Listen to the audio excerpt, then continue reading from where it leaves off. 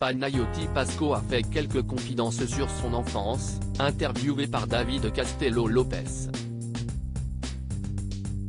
Pour Combini, l'humoriste de 24 ans a dévoilé son plus grand traumatisme d'enfance, qui l'obligeait à voir un psy.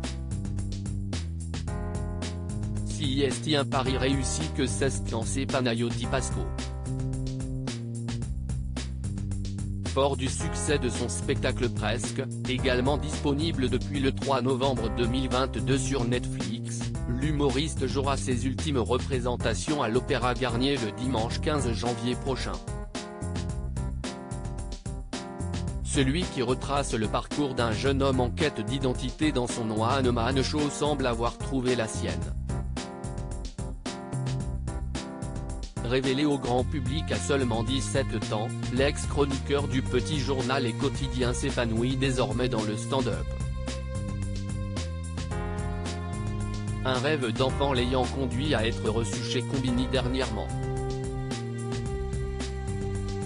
L'occasion d'échanger en toute intimité sur son enfance à Bondoufle, Essonne, dans l'interview Small Talk, en français, les petites discussions, de David Castello Lopez. Des soirées angoissantes. Aujourd'hui âgé de 24 ans, l'ancien poulain de Yann Barthès a connu quelques troubles lorsqu'il avait une dizaine d'années. Mes parents m'envoyaient chez la psy quand j'étais petit. J'étais tellement angoissé, a d'abord révélé Panayotis Pasco avant d'expliquer comment cela se manifestait dans sa jeunesse. Ma phobie ce n'était pas de mourir, bizarrement. J'étais angoissé que tout le monde meure et que je sois le seul qui reste.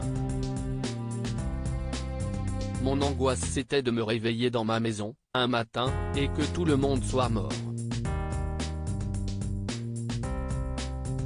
Et chaque nuit, je me disais les tueurs vont venir tuer, les agresseurs vont venir agresser, les violeurs vont venir violer. A-t-il avoué, insistant sur le fait qu'il ne sait pas pourquoi cette crainte permanente l'habitait.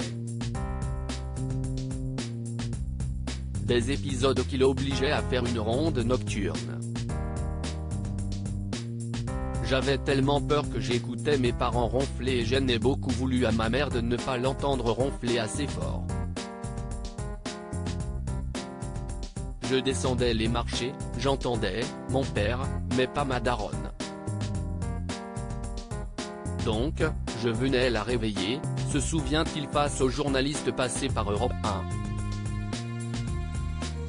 Cet objet miraculeux qui a tout changé contraint d'agir, le couple a pris une décision plutôt originale pour rassurer son fils. À un moment, tellement que je stressais, ils ont acheté un babyphone qu'ils ont branché sur leur chambre, donc je les entendais ronfler. Pendant 6 mois, j'ai eu un babyphone branché sur eux, donc c'était très infantilisant pour eux et je pense que je les ai privés de sexualité. Du moins, je n'ai rien entendu de suspect pendant 6 mois, a assuré le comédien ne pouvant alors se passer de son doudou psychologique. Une séquence à découvrir ici à partir de 557. À lire aussi. Elle est sur Elite, Panayotis Pasco se moque gentiment de sa grand-mère pour promouvoir son spectacle sur Netflix.